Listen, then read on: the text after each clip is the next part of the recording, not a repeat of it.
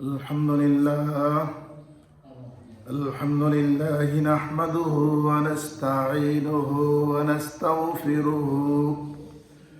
ونستغفره ونؤمن به ونتوكل عليه ونعوذ بالله من شرور أنفسنا ومن سيئات أعمالنا من يهد الله فلا مضل له ومن يضلله فلا هادي له ونشهد أن لا إله إلا الله وحده لا شريك له ونشهد أن محمدا عبده ورسوله الذي أرسله بالحق بشيرا ونذيرا وداعيا إلى الله بإذنه وسراجا منيرا فقد قال الله تعالى في كلام المجيد وفي فرقان الحميد إن الله وملائكته يصلون على النبي يا أيها الذين آمنوا صلوا عليه وسلموا تسليما اللهم صل على محمد وعلى آل محمد كما صليت على إبراهيم وعلى آل إبراهيم إنك حميد مجيد اللهم بارك على محمد وعلى آل محمد كما باركت على إبراهيم وعلى آل إبراهيم إنك حميد مجيد اللهم صل على محمد النبي الأمي وعلى آله وسلم تسليما اللهم صل على محمد وعلى آل محمد وأنزله المقعد المقرب عندك يوم القيامة اللهم صل صلاة كاملة وسلم سلاما تاما على سيدنا محمد الذي تنحل به العقد وتنفرج به الكرب وتقضى به الحوائج وتنال به الرغائب وحسن الخواتم يستسقى الغمام بوجهه الكريم وعلى آله وصحبه في كل لمحة ونفس بعدد كل معلوم لك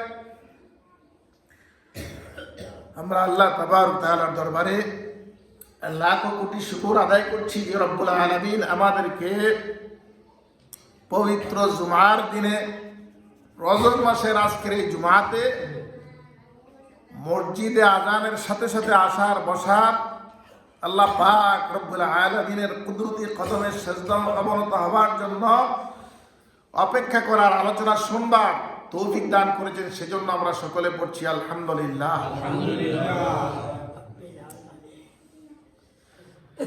আল্লাহ তাবারক তাআলা আমাদেরকে যত নেয়ামত দিয়েছেন সমস্ত নেয়ামতগুলোর জন্য আমরা যদি সদা সর্বদা শুকরিয়া আদায় করি তাহলে এটার যে ফলাফল শুকরিয়া আদায় করার যে লাভ এটা আমাদের জন্যই থেকে যাবে সুবহানাল্লাহ। আল্লাহ তাবারক তাআলা কোরআনে হাকিমে বলেছেন লা ইন শাকারতুম লা আযীদান্নাকুম সুবহানাল্লাহ সুবহানাল্লাহ লা ইন শাকারতুম লা আযীদান্নাকুম ও আমার বান্দারা তোমরা যদি আমি রব্বুল আলামিনের শুকরিয়া আদায় করো লা আযীদান্নাকুম আমি তোমাদের প্রতি আমার নিয়ামতকে আরো বাড়াইয়া দিব সুবহানাল্লাহ। আল্লাহ পাক রব্বুল আলামিন যত কথা বলেন যত ওয়াদা করেন বান্দাদের সাথে আল্লাহ পাক রব্বুল আলামিনের সমস্ত ওয়াদা তিনি পূরণ করবেন সুবহানাল্লাহ। এতে কোনো সন্দেহ আছে না? তো লা ইন শাকারতুম লা আযীদান্নাকুম ও বান্দারা তোমরা যদি আমার শুকরিয়া আদায় করো আমি তোমাদের প্রতি আমার নিয়ামতকে বাড়াইয়া দিব সুবহানাল্লাহ।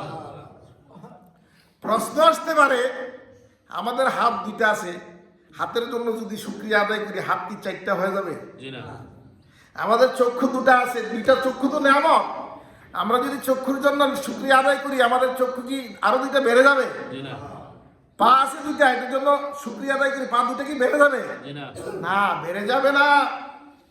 কিন্তু আল্লাহ পাক রব্বুল আলামিন চাইলে আমার জীবনের শেষ মুহূর্ত পর্যন্ত, যতদিন দুনিয়াতে হায়াত আছে, তিনি চাইলে ততদিন পর্যন্ত আমার হাতগুলোকে, আমার চক্ষুগুলোকে, আমার পাগুলোকে, আমার শরীরের অঙ্গ প্রত্যঙ্গগুলোকে সঠিক, সচেতন, সবল, সুস্থ, সুঠাম রাখতে পারেন। পারেন কি পারেন না? পারেন। সেজন্য আমরা সদা সর্বদা আমাদের শরীরের অভ্যন্তরে এবং আমাদের চলাফেরার জন্য পৃথিবীতে যত নেয়ামত দিয়েছেন সমস্ত নেয়ামতগুলোর জন্য সদা সর্বদা শুকরিয়া আদায় করব। কি বলেন? সেজন্য আমরা করছি আলহামদুলিল্লাহ। এই আয়াতের মধ্যেই আল্লাহ পাক রব্বুল আলামিন বলেছেন, ওয়ালাইন কাফারতুম, তোমরা যদি অকৃতজ্ঞ হও, শুকরিয়া আদায় না করো, ইন্না আযাবি লাশাদীদ, আমার নিকট কঠিন শাস্তির ব্যবস্থা আছে। আল্লাহু আকবার বলবেন না? আল্লাহ পাক কঠিন শাস্তি দিতে পারেন কি পারেন না? এর অর্থ হলো নেয়ামত আছে, এটা ছিনিয়ে নেওয়ার ক্ষমতাও আমার আছে। আমি নেয়ামত দিয়েছি, আমি যদি চাই আবার এই নেয়ামতকে তোমাদের কাছ থেকে ছিনিয়ে নেওয়ার ক্ষমতা আমি রব্বুল আলামিনের আছে। ইন্না আযাবি লাশাদীদ, আমার কাছে কঠিন শাস্তির ব্যবস্থা আছে। এটা হলো দুনিয়াবী দৃষ্টিভঙ্গিতে। আবার আখিরাতের দৃষ্টিভঙ্গিতে, আখিরাতে আল্লাহ পাকের কাছে সাজার ব্যবস্থা, শাস্তির ব্যবস্থা আছে কি নাই? আছে। তাহলে এই আয়াতের দ্বারা যেই কথা বুঝতে পারলাম, জানতে পারলাম, শিখতে পারলাম, সেটা হলো শুকরিয়া আদায় করাটা আমাদের ইহকালের জন্য লাভ, পরকালের জন্য লাভ। আর শুকরিয়া আদায় না করাটা আমাদের দুনিয়ার জন্য ক্ষতি, আখিরাতের জন্য কি ক্ষতি। আল্লাহ তাবারক তাআলা আমাদেরকে এই কথাগুলা বুঝবা এবং আমল করবার তৌফিক দান করুন। সবাই বলি আল্লাহুম্মা আমিন। আমরা সদা সর্বদা আল্লাহ পাক রব্বুল আলামিনের তাসবিহ, তাহলিল, তাহমিদের মধ্যে কাটাবার চেষ্টা করি। ইচ্ছা করলেই কিন্তু পারা যায়। কি বলেন? জি, ইচ্ছা করলে পারা যায় না। আপনি ইচ্ছা করবেন যে আমি আল্লাহর শুকরিয়া আদায় করবো, এটা সম্ভব, কিন্তু সম্ভব না। আমি আর আগেও বলেছি, আজকেও বলি, আমরা আমাদের জীবনের যে সময়টাকে কাজে লাগাতে চাই, আল্লাহ পাক রব্বুল আলামিনের জিকিরে লাগাতে চাই, মনটাকে যদি কাজ দিতে চাই, কাজ দিতে পারি, তাহলে আমাদের পুরা সময়টাকেই আমরা জিকিরের মধ্যে কাটাতে পারি। কি বলেন? পারি। একটু সদিচ্ছার, সচেতনতার প্রয়োজন। আপনি মসজিদ, আজকে শুক্রবার, মসজিদে আসবেন, যখন বাড়ি থেকে বের হলেন মসজিদে আসবেন, আপনার পাগুলো চলেছে, কিন্তু আপনার মুখটা তো বন্ধ, ঠিক না? মুখটা কি বন্ধ? ইচ্ছা করলে মুখটাকে কাজ দেওয়া যায় না? হ্যাঁ, আপনি মুখটাকে কাজ দেন যে মসজিদে যাব, আমার বাড়ি থেকে মসজিদে যেতে যেতে 5 minute, 7 minute, 6 minute, 3 minute, 10 minute যাই লাগে, এই সময়টা আমি আল্লাহর জিকির করব, আল্লাহ শুকরিয়া আদায় করবো। আলহামদুলিল্লাহ, আলহামদুলিল্লাহ, আলহামদুলিল্লাহ। আপনি কাজ দেন, জিহ্বাটাকে কাজ দিয়ে দেন, মনটাকে কাজ দিয়ে দেন, ঠোঁটটাকে কাজ দিয়ে দেন। কারণ এই জিহ্বা, এই ঠোঁট আপনাকে তৈরি করে দিয়েছেন কে? আল্লাহ। আল্লাহু আকবার। কথা বলার ক্ষমতা আপনাকে দান করেছেন কে? আল্লাহ। আল্লামাহুল বায়ান, আল্লামাল ইনসানা মা লাম ইয়ালাম। আল্লাহ পাক রব্বুল আলামিন বলেন, এই কথা বলা শিক্ষা দিয়েছি আমি আমার বান্দাকে। সুবহানাল্লাহ। আর মানুষকে এমন জ্ঞান দিয়েছি যে জ্ঞানটা মানুষ আগে জানতো না। যে বিষয়ে মানুষ জানতো না, সেই বিষয় জানার ক্ষমতা আমি আল্লাহই মানুষকে দিয়েছি। সুবহানাল্লাহ। আল্লামাল ইনসান মা লাম ইয়ালাম, মানুষ যা জানতো না সেই বিষয়ে আমি তাকে জ্ঞান দিয়েছি, ইলম দিয়েছি।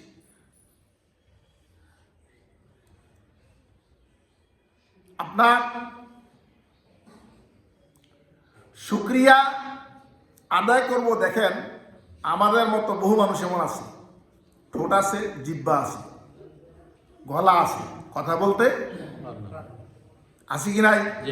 আমাদের সমাজের এরকম মানুষ আছে না? বহু জিহ্বা আছে, ঠোঁট আছে, গলা আছে, সবে আছে, দেখতে আমার মতোই মানুষ, কিন্তু কথা বলতে পারে না। আমরা যাদেরকে বোবা বলি, বেহা বলি, যেটাই বলে কি, যায় যে এলাকার যে মানুষ যে ভাষায় আমরা বলি না কেন, মানে বাক প্রতিবন্ধী, মুখ আছে, ঠোঁট আছে, সব কিছু আছে, তারপর কথা বলতে পারে না। আল্লাহ পাক রব্বুল আলামিন আমাদেরকে দুইটা ঠোঁট দিয়েছেন। আলাম নাজআল্লাহু আইনাইন ওয়া লিসানাও ওয়া শাফাতাইন। সুবহানাল্লাহ। আল্লাহ পাক কোরআনে হাকীমের মধ্যে আমাদেরকে স্মরণ করাই দিয়েছেন, আলাম নাজআল্লাহু আইনাইন ওয়া লিসানাও ওয়া শাফাতাইন। আমি কি তোমাকে দুটি চক্ষু দেই নাই? সুবহানাল্লাহ বলবেন না? আমি কি তোমাকে দুটি চক্ষু দেই নাই? ওয়া লিসানাও ওয়া শাফাতাইন, একটি জিহ্বা, দুটি ঠোঁট দেই নাই কি? চোখ দুটি দিয়ে তুমি আমার মহাবিশ্বটাকে দেখার সুযোগ পেলে, সব কিছু দেখার, আমার সকল নেয়ামত দেখার, চলবার সুযোগ পেলে। ঠোঁট দুটি দিয়ে কত কথা বললা, জিহ্বাটা দিয়ে কত কথা বললা বান্দা, ঘুম থেকে ওঠার পর থেকে কত কথা বললা, কিন্তু আমাকে ডেকেছো কয়বার? আল্লাহ পাক কি এটা দাবি করতে পারেন না? আওয়াজ দিয়ে বলেন, পারেন কি পারেন না? পারেন। আমরা আসলে আমাদের জিহ্বাটা সকালবেলা ঘুম থেকে ওঠার পরে যেভাবে আমাদের জিহ্বাটাকে ব্যবহার করি, আছে না? তোমার গাভী কয় কেজি দুধ দেয়? আমি আজকে 6 কেজি দোয়াইছি। তোমার ক্ষেতের অবস্থা কি? আমার ব্যবসা বাণিজ্যের এই অবস্থা। এরকম করে কথা বলা শুরু হয় না? নিজের পরিবারে এবং পরিবারের বাহিরে কথাবার্তা বলা শুরু হয়। কিন্তু আমরা কি ভুলেও কোনোদিন ভাবি, যত কথা এতক্ষণ পর্যন্ত এই জিহ্বা দিয়ে, ঠোঁট দিয়ে বললাম, এই কথাগুলোর মধ্যে আসলে কয়টা কথা প্রয়োজনীয় বলছি আর কয়টা কথা অপ্রয়োজনীয় বলছি? কয়টা কথা আমার সওয়াব হবে, কয়টা কথা আমার গুনাহ হবে, অথবা কয়টা কথা আমার সওয়াবও হবে না, গুনাহ হবে না? এই সব কতটুকু সময় আমার কোন কাজে ব্যয় ব্যবহার হইলো, এটা কি নিয়ে আমরা ভাবি? কথা বলেন, আমরা কি ভাবি? ভাবি না। ভাবা দরকার আছে কি নাই? ভাবার দরকার আছে। আল্লাহ তাবারক ওয়া তাআলা আমাদেরকে ভেবে চিন্তে কাজ করবার, কথা বলবার তৌফিক দান করুন। সবাই মিলে আমিন। তো আল্লাহ পাক রব্বুল আলামিন আমাদেরকে যত নেয়ামত দিয়েছেন, এই ঠোঁট দুইটা নেয়ামত, জিহ্বাও নেয়ামত, চোখ দুটো নেয়ামত, শরীরের অভ্যন্তরে অনেক নেয়ামত আছে, শরীরের বাহিরে আমাদের সমাজে ছেলে মেয়ে, স্ত্রী, পুত্র, পরিজন, তারপর সহায় সম্পদ, ব্যবসা বাণিজ্য, বাড়িঘর, অর্থ সম্পদ, মান সম্মান, ইজ্জত, চাকরি বাকরি ইত্যাদি যা আমাদেরকে দিয়েছেন, সবগুলোই আমাদের প্রতি আল্লাহর নেয়ামত। এই নেয়ামতগুলোর জন্য আমরা সদা সর্বদা শুকরিয়া আদায় করবো। কি বলেন? সেই জন্য আবারও করছি আলহামদুলিল্লাহ। ভূমিকা হিসাবে অনেক কথা হয়ে গেছে, এখন আমরা মূল আলোচনার দিকে যাচ্ছি। আজকের আলোচ্য বিষয় হলো স্বভাব চরিত্র। সুবহানাল্লাহ। কোরআন হাকিমে রাসূল আকরাম সাল্লাল্লাহু আলাইহি সাল্লামের স্বভাব চরিত্র নিয়ে আলোচনা করেছেন। তা আমরা মুসলমান হিসাবে, ঈমানদার হিসাবে রাসূল আকরাম সাল্লাল্লাহু আলাইহি সাল্লাম হবে আমাদের জন্য আদর্শ, মডেল, নমুনা। কি বলেন? আল্লাহ পাক রব্বুল আলামিন কোরআন হাকিমের মধ্যে বলছেন, লাকাদ কানা লাকুম ফি রাসূলিল্লাহি উসওয়াতুন হাসানাতুন লিমান কানা ইয়ারজুল্লাহা ওয়াল ইয়াওমাল আখির ওয়া যাকারাল্লাহা কাসীরা। সুবহানাল্লাহ। লাকাদ কানা লাকুম ফি রাসূলিল্লাহ, তোমাদের জন্য আল্লাহর রাসূলের মধ্যে রয়েছে উসওয়াতুন হাসানাহ, উত্তমতম আদর্শ। সুবহানাল্লাহ।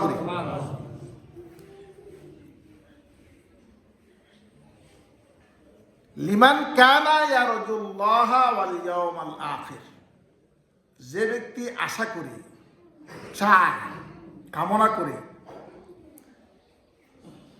আল্লাহর সন্তুষ্টি, আখিরাতের মুক্তি, নাজাত, এবং যে ব্যক্তি আল্লাহকে বেশি করে জিকির করতে চায়, ওই ব্যক্তির জন্য নবীজির মধ্যে উত্তমতম আদর্শ রয়েছে। সুবহানাল্লাহ। এটা এখানে কথাটা ভাগ করার কারণ আছে। নবীজির মধ্যে উত্তমতম আদর্শ সকল মানুষের জন্য রয়েছে, তবে এটা সকলে তার গ্রহণ করে না। কি বলেন? সকলে আর গ্রহণ করে না। নবীজির মধ্যে যে উত্তমতম আদর্শ দেওয়া হয়েছে, এই আদর্শটা গ্রহণ করবে কারা? যারা চাইবে আল্লাহ পাক তাদের উপর রাজি খুশি হোক, সুবহানাল্লাহ। যারা চাইবে পরকালে আমি নাজাত পাই, যারা চাইবে আমি আল্লাহকে বেশি বেশি করে স্মরণ করি, আল্লাহকে বেশি বেশি করে ডাকি, আল্লাহর ইবাদত বন্দেগীতে বেশি বেশি করে কি মশগুল হই, এই ধরনের কামনা যাদের থাকবে তাদের জন্যই নবীজির মধ্যে যে উত্তম আদর্শ আছে সেটা ফলপ্রসূ হবে, সুবহানাল্লাহ। সেটা কি হবে? ফলপ্রসূ হবে। তবে উত্তম আদর্শ স্বাভাবিকভাবে সারা বিশ্বের সকল মানুষের জন্যই নবীজির মধ্যে রয়েছে, সুবহানাল্লাহ। তবে তার দ্বারা ফলপ্রসূ হবে তারা যারা আল্লাহ পাক রব্বুল আলামিনের সাথে সাক্ষাৎ করতে হবে, মোলাকাত করতে হবে, আল্লাহ সন্তুষ্টি অর্জন করতে হবে এই চিন্তা করে, পরকালে আল্লাহর সামনে দাঁড়াতে হবে এই চিন্তা করে, জাহান্নাম থেকে বাঁচা, জান্নাত লাভ করার চিন্তা, আশা, আকাঙ্ক্ষা মনে যারা পোষণ করে তাদের জন্যই ফলপ্রসূ উত্তম আদর্শ নবীজির মধ্যে রয়েছে, সুবহানাল্লাহ। আল্লাহ তাবারক ওয়া তাআলা আমাদেরকে এই কথাটা বুঝবার তৌফিক দান করুন, সবাই মিলে আমিন। পৃথিবীতে বহু মানুষ এসেছে, বহু নবী রাসূল এসেছেন। পৃথিবীতে ভালো যত কিছু আমরা দেখি, জ্ঞান গর্ব যত কিছু আমরা দেখি, সবগুলোই আল্লাহর পক্ষ থেকে এসেছে, সুবহানাল্লাহ। আর মন্দ যেগুলা দেখি সেগুলো আল্লাহর পক্ষ থেকে আসলো, সেগুলার পেছনে শয়তান কার্যক্রম ও সক্রিয় ভূমিকা পালন করেছে। এখন প্রশ্ন আসতে পারে, হুজুর শয়তান কি আল্লাহর ক্ষমতার বাইরে নেই? শয়তান আল্লাহর ক্ষমতার বাইরে না, শয়তান আল্লাহর ক্ষমতার ভেতরে। এই শয়তানকেই আমাদের জন্য পরীক্ষা হিসাবে তৈরি করা হয়েছে, সুবহানাল্লাহ। পৃথিবীর আমাদের যে জীবনটা, আমাদের এই জীবনটা কি পরীক্ষা না? আমাদের এই জীবনটা হলো পরীক্ষা। এই কথা আল্লাহ পাক রব্বুল আলামিন বলেছেন, আল্লাযী খালাকাল মাউতা ওয়াল হায়াতা লিয়াবলুয়াকুম আইয়ুকুম আহসানু আমালা। তিনি তোমাদের জন্য হায়াত এবং মৃত্যু সৃষ্টি করেছেন, এই জন্য লিয়াবলুয়াকুম আইয়ুকুম আহসানু আমালা, আমলের দিক থেকে কার আমলটা উত্তম এটা যাতে পৃথিবীতে পরীক্ষা করা যায়, সুবহানাল্লাহ। তাহলে পুরো আমাদের জীবনটা কি পরীক্ষা, আমাদের পুরো জীবনটা কি পরীক্ষা। এখন আমাদের পুরো জীবনটা পরীক্ষা। এই পরীক্ষার মধ্যে আমরা সময় কাটাচ্ছি, আমাদের এই পরীক্ষাটা হচ্ছে শয়তানের দ্বারাই। কার দ্বারা? শয়তানের দ্বারাই। কারণ আমরা যদিও নেকের পথে যেতে চাই, শয়তান আমাদের কি করে? বাধা প্রদান করে। আমরা শয়তানের সাথে যুদ্ধ করে, লড়াই করে, মুজাহাদা করে, চেষ্টা করে ওই শয়তানের বাধাকে ডিঙ্গিয়ে অতিক্রম করে আল্লাহর দিকে কতটুকু অগ্রসর হতে পারলাম, অথবা আল্লাহর পথ থেকে শয়তানের কথায় কিভাবে বিচ্যুত হয়ে গেলাম, এখানের মধ্যে রয়েছে আমাদের জন্য কি পরীক্ষা, সুবহানাল্লাহ। তবে এই পরীক্ষা পাস করা যাবে যদি রাসূল আকরাম সাল্লাল্লাহু আলাইহি সাল্লামের জীবনের আদর্শকে আমরা মেনে নিতে পারি। আমরা যদি রাসূল আকরাম সাল্লাল্লাহু আলাইহি সাল্লামের জীবন আদর্শকে আমাদের নিজেদের জীবন আদর্শ হিসাবে গ্রহণ করে নিতে পারি, তাহলে শয়তানের ওয়াসওয়াসা থেকে, শয়তান যে আমাদেরকে পথভ্রষ্ট করতে চাচ্ছে সেই অবস্থা থেকে নিজেদেরকে আত্মরক্ষা করতে সক্ষম হব। আল্লাহ তাবারক ওয়া তাআলা আমাদেরকে এই কথাটা বুঝবার তৌফিক দান করুন, সবাই মিলে আমিন। তো নবী করিম সাল্লাল্লাহু আলাইহি সাল্লামের স্বভাব কেমন ছিল? খুবই নম্র ছিল, সুবহানাল্লাহ। নবী করিম সাল্লাল্লাহু আলাইহি সাল্লামের স্বভাব কি ছিলেন? খুবই নম্র ছিলেন, সুবহানাল্লাহ। আর রাসূল আকরাম সাল্লাল্লাহু আলাইহি সাল্লাম খুবই ভদ্র মানুষ ছিলেন। এর চাইতে ভদ্র নম্র স্বভাবের মানুষ পৃথিবীতে অতীতও আসে নাই, ভবিষ্যতেও আসবে না। এই কারণে রাসূল আকরাম সাল্লাল্লাহু আলাইহি সাল্লাম আমাদেরকে নির্দেশ দিয়েছেন, তোমরা বিনম্র স্বভাবের অধিকারী হও, সুবহানাল্লাহ। তোমরা বিনম্র স্বভাবের অধিকারী হও। আর বিনম্র স্বভাবে লাভ না ক্ষতি? আওয়াজ দিয়ে বলেন, বিনম্র স্বভাবে লাভ না ক্ষতি? লাভ, সুবহানাল্লাহ। রাসূল আকরাম সাল্লাল্লাহু আলাইহি সাল্লাম বলেন, মান ইউহরামুর রিফকা ওয়া ইউহরামুল খায়র, সুবহানাল্লাহ। বলি, যে ব্যক্তি বিনম্রতা থেকে বঞ্চিত সে কল্যাণ থেকে বঞ্চিত। নাউজুবিল্লাহ বলবেন না? যে ব্যক্তি বিনম্রতা থেকে বঞ্চিত সে কল্যাণ থেকে বঞ্চিত। এই হাদিসটাকে যদি আমরা একটু উল্টে ব্যাখ্যা করি, যে ব্যক্তি কল্যাণ চায়, মঙ্গল চায়, যে ব্যক্তি কল্যাণ অর্জন করতে চায়, মঙ্গল অর্জন করতে চায়, ওই ব্যক্তিকে অবশ্যই বিনম্র স্বভাবের অধিকারী হতে হবে। যদি বিনম্র স্বভাবের অধিকারী না হয়, তাহলে ওই ব্যক্তির দ্বারা মঙ্গল প্রাপ্ত হওয়া, কল্যাণ প্রাপ্ত হওয়া মোটেই কি নয়, সম্ভব নয়। এই জন্য রাসূল আকরাম সাল্লাল্লাহু আলাইহি সাল্লাম বলছেন, যে ব্যক্তি বিনম্রতা থেকে বঞ্চিত, সে ব্যক্তি কল্যাণ থেকে বঞ্চিত। আল্লাহ তাবারক ওয়া তাআলা আমাদেরকে বিনম্র চরিত্রের অধিকারী হওয়া, বিনম্র স্বভাবের হওয়ার তৌফিক দান করুন, সবাই বলে আমিন। রাসূল আকরাম সাল্লাল্লাহু আলাইহি সাল্লামের আরেকটা চরিত্রের আরেকটা অংশ, রাসূল সাল্লাল্লাহু আলাইহি সাল্লাম পুরো চরিত্র তো কোরআন, কি বলেন, পুরো কোরআন হলো রাসূলের চরিত্র। এই সংক্ষিপ্ত সময়ের ভিতরে পুরোপুরি চরিত্র নিয়ে আলোচনা করা তো সম্ভব নয়, সংক্ষিপ্তভাবে বলছি। রাসূল আকরাম সাল্লাল্লাহু আলাইহি সাল্লামের আরেকটা স্বভাব ছিল ক্ষমা করে দেওয়া। কি করে দেওয়া? আপনারা জানেন না, মক্কা বিজয়ের দিন রাসূল সাল্লাল্লাহু আলাইহি সাল্লামের হাতে অনেক ক্ষমতা আসছে না? যারা ওনাকে ওনার বাড়িঘর থেকে তাড়িয়ে দিলেন, ওনার উপরে এত জুলুম অত্যাচার এতদিন করলেন, তাদের সবাইকে তিনি সাধারণ ক্ষমা ঘোষণা করলেন। সুবহানাল্লাহ। রাসূল সাল্লাল্লাহু আলাইহি সাল্লামের আরেকটা চারিত্রিক বৈশিষ্ট্য হলো ক্ষমা করে দেওয়া। এই ক্ষমা করে দেওয়ার গুণটা আমাদের মধ্যে বেশিরভাগই অবর্তমান। বেশিরভাগই কি অবর্তমান। আমার সাথে যদি কেউ একটু তিক্ত ব্যবহার করে, আমি শেষ। আরে বাবারে, এই লোক যেই তিক্ত ব্যবহার করছে তার সাথে আর না, আছে কি নাই? এরকম আছে কি নাই? আমারটা বললাম মানে, আছে কি নাই? কিন্তু রাসূল আকরাম সাল্লাল্লাহু আলাইহি সাল্লাম ওনার সাথে তিক্ত ব্যবহার থেকে আরম্ভ করে শারীরিক নির্যাতন, সামাজিকভাবে হেনস্থা করা, বদনাম করা, জাদুকর, কাহেন, কবি, জাদুকর, পাগল, উন্মাদ ইত্যাদি বলা এবং শারীরিকভাবে নির্যাতন করা কোনোটাই কম হয় নাই, হয়েছে?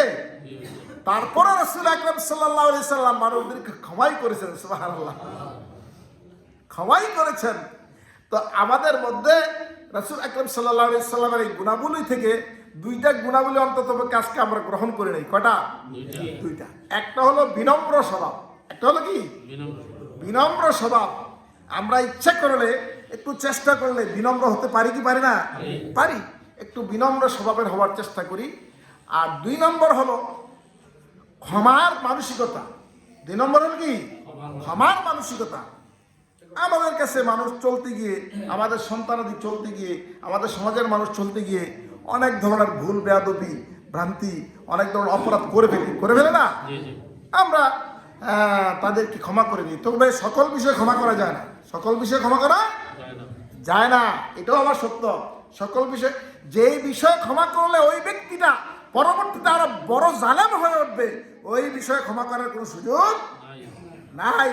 অন্তপক্ষে তাকে বলতে হবে, তোমাকে ক্ষমা করতাম কিন্তু আমি ক্ষমা করতে পারলাম না, এই জন্য তুমি এখন যে বেয়াদবি করছো, জুলুম করেছো, এই ক্ষমা করে দিলে তুমি ভবিষ্যতে আরো বড় ধরনের বেয়াদবি, বড় ধরনের জুলুম করে বসতে পারো। সেই জন্য আমি তোমাকে ক্ষমা করতে পারলাম না। তবে মনে মনে এই কথাও রাখতে হবে, সে যদি আমার কাছে লজ্জিত হয়ে, অনুতপ্ত হয়ে কখনো ক্ষমা চায়, আমি তাকে ক্ষমা করে দিব, নবীজি সাল্লাল্লাহু আলাইহি সাল্লামের অনুসরণ করার জন্য, আল্লাহর সন্তুষ্টির জন্য। আল্লাহ তাবারক ওয়া তাআলা আমাদেরকে নবীজির এই 2টি গুণ নিজেদের মধ্যে আত্মস্থ করার, নিজেদের মধ্যে অর্জন করার, এই গুণগুলো অর্জন করার এবং এর উপরে আমল করার তৌফিক দান করুন। সবাই মিলে আল্লাহুম্মা আমিন। ওয়া আখিরু দাওয়ানা আনিল হামদুলিল্লাহি রাব্বিল আলামিন।